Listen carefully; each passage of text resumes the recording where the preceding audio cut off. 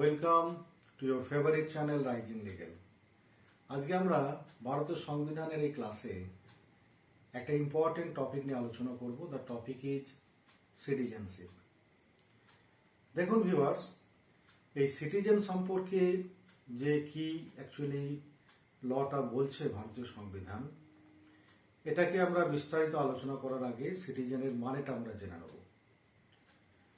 দেখুন, প্রত্যেকটা দেশের নাগরিককে দুটো ভাগে ভাগ করা হয়। একটা হচ্ছে সিটিজেন আর একটা হচ্ছে এলিয়েন। সিটিজেন হচ্ছেন তারাই যারা একটা দেশের মধ্যে সমস্ত সুযোগ সুবিধা পেয়ে থাকেন, আর এলিয়েন বা বিদেশি হচ্ছেন তারাই যারা একটা দেশে থাকলেও তারা কিন্তু সমস্ত সুযোগ সুবিধা কিন্তু পান না, সেই দেশের সমস্ত সুযোগ সুবিধা পান না। এবারে ভিউয়ার্স, যে আমাদের এই ইন্ডিয়ান কনস্টিটিউশন অনুযায়ী যে কিভাবে ধরুন একজন সিটিজেনশিপ পেতে পারেন, এই বিষয়টা নিয়ে আমরা জেনে নেব।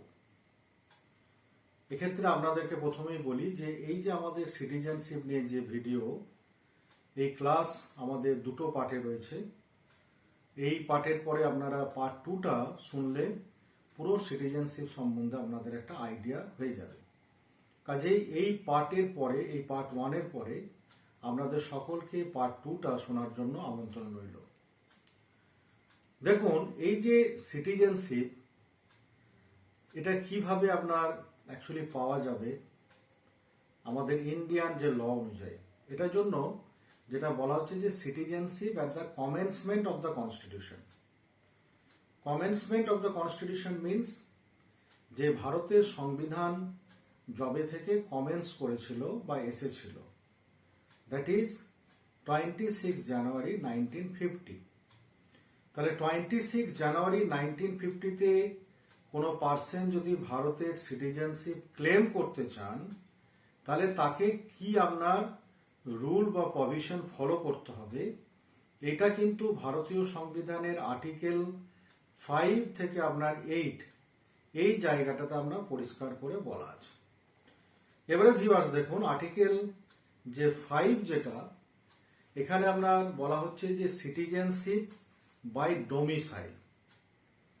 ডোমিসাইল মানে হচ্ছে যে পার্মানেন্ট হোম, এর সিম্পল মানে হচ্ছে পার্মানেন্ট হোম। এখানে দেখুন বলছে যে আর্টিকেল 5-এর যে কন্ডিশনগুলো আছে, that means citizenship by domicile যদি কাউকে পেতে হয় অ্যাজ পার আর্টিকেল 5 অনুযায়ী, তাহলে কতগুলো কন্ডিশন ফুলফিল করতে হবে। Number 1, he shall be the domicile of India.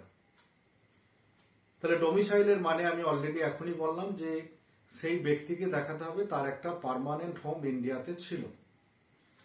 এবং ডোমিসাইলটা কিন্তু একটা খুব important word viewers. As per article 5-এ কেউ যদি আপনার ইন্ডিয়ান সিটিজেনশিপ ক্লেম করতে চায়, তাহলে তাকে ডোমিসাইলটা অবশ্যই দেখাতে হবে। অ্যাকচুয়ালি এর সিম্পল যে মানেটা হচ্ছে intention to reside permanently in a particular place. অর্থাৎ তার একটা ইন্টেনশন যেন থাকে যে সে একটা পার্টিকুলার প্লেসে আপনার ধরুন পার্মানেন্টলি থাকবে। এক্ষেত্রে আমরা একটা এক্সাম্পলের মাধ্যমে ডোমিসাইলের বিষয়টা পরিষ্কার করে নেব। দেখুন, বলা হচ্ছে suppose A job post is 5 years in Sri Lanka, but after that a return to India. In this case, A's domicile is in India and not in Sri Lanka. তাহলে এ নামক একটা ব্যক্তি যিনি জবের জন্য শ্রীলঙ্কাতে গিয়েছিলেন, কিন্তু 5 বছর পর উনি কিন্তু আবার ইন্ডিয়াতে ফেরত চলে এসেছিলেন। তাহলে এক্ষেত্রে কি বলা হবে না, এক্ষেত্রে বলা হবে যে এ নামক ব্যক্তির ডোমিসাইল কিন্তু ইন্ডিয়া, তার ডোমিসাইল কিন্তু কখনোই শ্রীলঙ্কা নয়।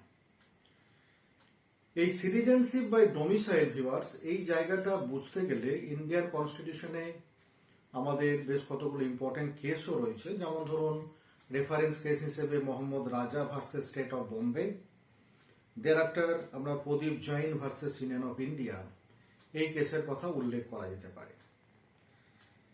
তাহলে দেখুন, এছাড়া এই আর্টিকেল 5-এ যে ধরুন কন্ডিশনগুলো আরো ফুলফিল করতে হবে সেটা হচ্ছে যে he is born in India, তাকে ভারতবর্ষে আপনার জন্মগ্রহণ করেছে এটা দেখাতে হবে। 2 নম্বর হচ্ছে any of his parents are born in India, তার যে কোনো একটা প্যারেন্টস ধরুন এখানে জন্মগ্রহণ করেছে সেটা দেখাতে হবে। আর 3 নম্বর হচ্ছে residing in India for 5 years immediately before commencement of the constitution. তাহলে ভারতীয় সংবিধান কমেন্টস করার আগে 5 বছর যে এরা এই দেশেই যে সে ছিল এটা কিন্তু তাকে দেখাতে হবে। That means if any person reside in India since 1945, তারপরে কোনো ব্যক্তি যদি দেখায় যে সে ধরুন 1945 সাল থেকে এই দেশে আসছে, দ্যাট মিনস আমরা এটাই দাঁড়াই যে ভারতীয় সংবিধান কমেন্টস করার 5 বছর আগে, তাহলে 1945 থেকে সে এই দেশেই থাকছে, এটা যদি দেখাতে পারে তাহলে কিন্তু আপনার অ্যাজ পার আর্টিকেল 5 অনুযায়ী সিটিজেনশিপ বাই ডমিসাইলে কিন্তু আপনার সে ভারতের নাগরিকত্ব পেতে পারবে।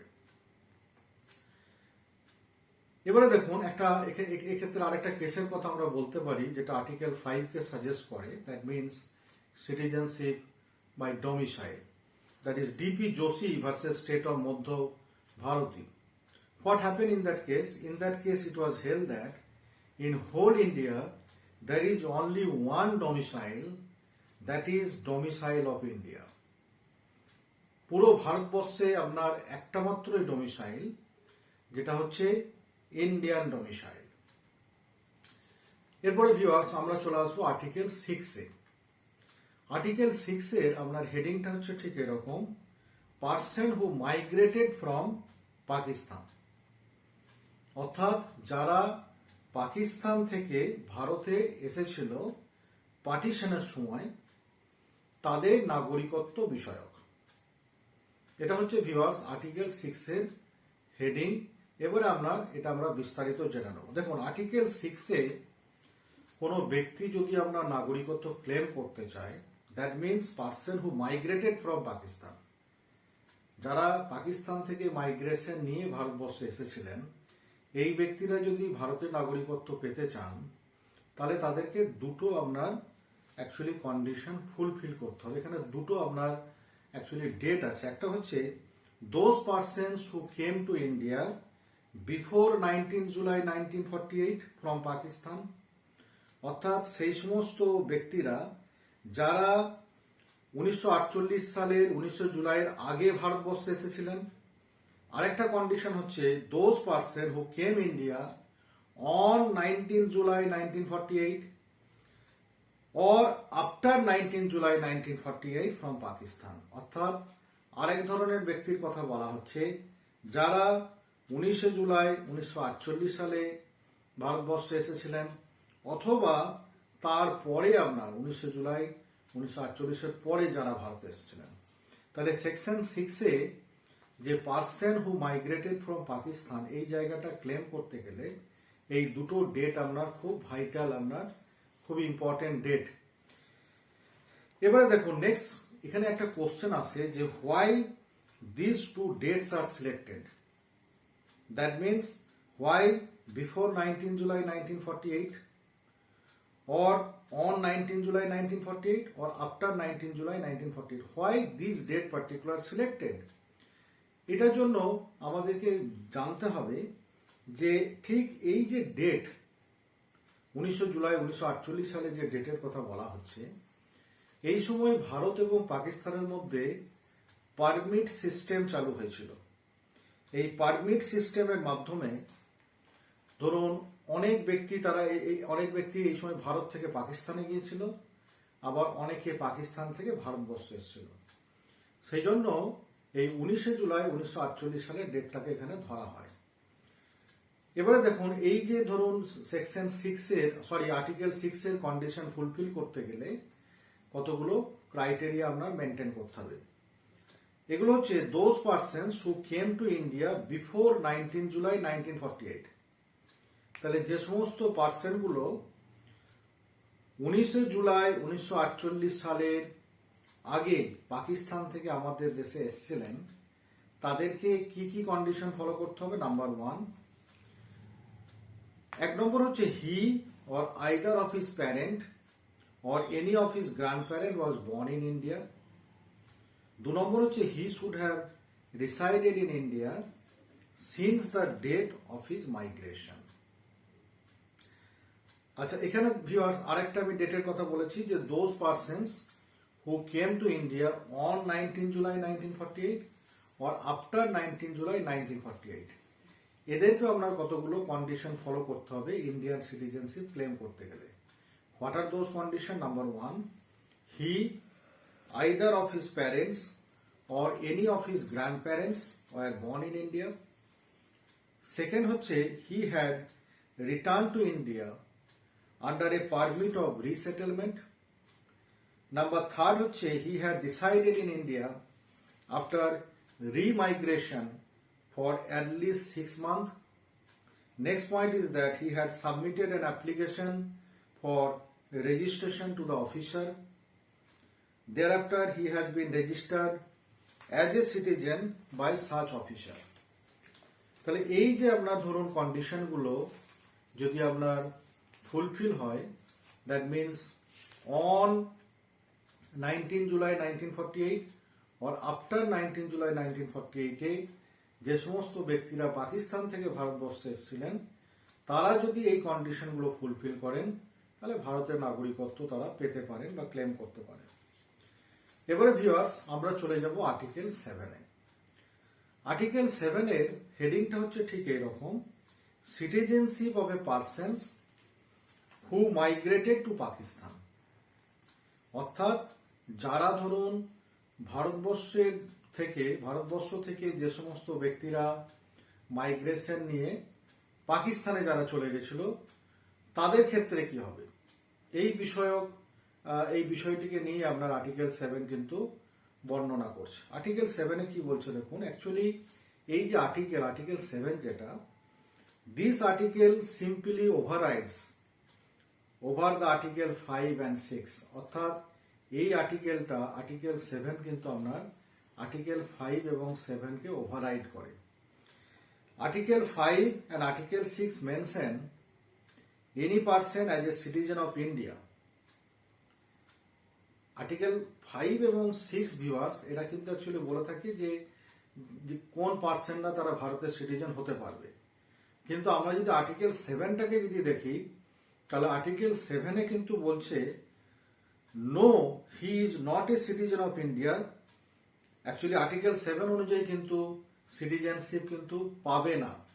কেন পাবে না বা যদি পায় তাহলে কিসের ভিত্তিতে পাবে এটা আমরা এবারে জেনে নেব। দেখুন আর্টিকেল 7-কে অ্যাকচুয়ালি এটাকেও দুটো ভাগে ভাগ করছে। প্রথমে বলছে those persons who migrated to Pakistan after 1 March 1947 from India. তাহলে যে সমস্ত ব্যক্তিরা তারা হু মাইগ্রেটেড টু পাকিস্তান, যারা মাইগ্রেশন নিয়ে ভারতবর্ষ থেকে মাইগ্রেশন নিয়ে পাকিস্তানে চলে গিয়েছিল 1 March 1947 সালের পরে। আরেকটা বিষয় এখানে দেখতে হবে আর্টিকেল 7-এ, সেটা হচ্ছে those persons who migrated to Pakistan after 1 March 1947 from India but after that such persons migrated to India. তাহলে এখানে কি বলছে না, কিছু কিছু ব্যক্তি যারা ধরুন 1 March 1947 পর ভারতবর্ষ থেকে মাইগ্রেশন নিয়ে পাকিস্তানে চলে গিয়েছিল, কিন্তু তারা কিন্তু আবার আমাদের দেশে কিন্তু ফেরত এসেছিল। এবারে দেখুন এখানে আমরা ধরুন আমরা তাহলে জানবো যে আর্টিকেল 7-এ আমরা সিটিজেনশিপ পেতে গেলে এই যে দুটো যে আমি ডেটের কথা বললাম, এই দুটো ডেটে কতগুলো ক্রাইটেরিয়া তারা ফুলফিল করছে কিনা। যদি ক্রাইটেরিয়া ফুলফিল করে তাহলে তারা ভারতের নাগরিকত্ব ক্লেম করতে পারবে, আর যদি তারা ফুলফিল করতে না পারে তাহলে তারা পাবে না। যেমন ধরুন those persons who migrated to Pakistan after 1 March 1947 from India but after that such persons migrated to India.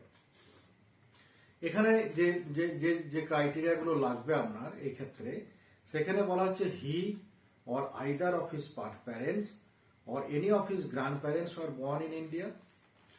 Second thing is that he had returned to India under a permit for resettlement. Third is that he had resided in India after migration for at least 6 months. Thereafter, he had submitted an application for registration to the officer. And number 5 is that he has been registered as a citizen by such officer. So viewers, actually those persons who migrated to Pakistan after 1st March 1947, এরা যদি ধরুন আমাদের নাগরিকত্ব যদি claim করতে চায় তাহলে এই কন্ডিশনগুলো তাদেরকে ফুলফিল করতে হবে। এরপর আমরা এই আর্টিকেল 7 এর নেক্সট স্টেজ বা নেক্সট ফেজ যেটা বলেছিলাম তার গ্রাউন্ডগুলো আমরা জেনে নেব। দেখুন এখানে বলা হচ্ছে citizenship of person of India origin. Actually article 8 এ চলে এলাম, সরি, আমরা এরপর আর্টিকেল 8টাকে জেনে নেব যে citizenship of persons of Indian origin residing outside India. এক্ষেত্রে কি প্রভিশন না, যারা ধরুন যে citizenship of person of Indian origin, এরা কিন্তু ইন্ডিয়ান অরিজিন কিন্তু যারা ভারতের বাইরে থাকে, এদের ক্ষেত্রে সিটিজেনশিপ পাওয়ার আপনার কি প্রসিডিওর আছে না, এখানে বলছে যে এখানেও এদেরকে কতগুলো কন্ডিশন ফুলফিল করতে হবে। যেমন his parents, his grand parents are born in undivided India, that is the British India. Second point is that registered as a citizen of India, diplomatic or consular representative of India registered such person as a citizen of India in which country he presently resided now. For example, if any person who is Indian origin presently resided at Japan, such person treated as Indian citizen if diplomatic or consular representative of India registered him as a Indian citizen. তো viewers, এই ছিল আমাদের আজকের citizenship ক্লাসের আপনার মুখ্য আলোচনা, যে সিটিজেনশিপের সংজ্ঞাটা কি এবং কারাই বা ধরুন আমাদের এই সিটিজেনশিপ বা নাগরিকত্ব ক্লেম করতে পারবে at the commencement of the Indian constitution, যেটা আপনার আর্টিকেল 5 to 8 আপনার বর্ণনা করছে ভারতীয় সংবিধান। আশা করা যায় যে এ ব্যাপারে আপনারা একটা স্বচ্ছ ধারণা পেয়েছেন। পরিশেষে বলি যে যারা আমাদের এই রাইজিং লিগেল চ্যানেলের সাথে আছেন আপনাদেরকে সকলকে অসংখ্য ধন্যবাদ। সকলে ভালো থাকুন, সুস্থ থাকুন এবং অবশ্যই আমাদের এই সিটিজেনশিপ এই ক্লাসের সেকেন্ড লেকচার সকলকে শোনার জন্য আমন্ত্রণ রইল। ধন্যবাদ।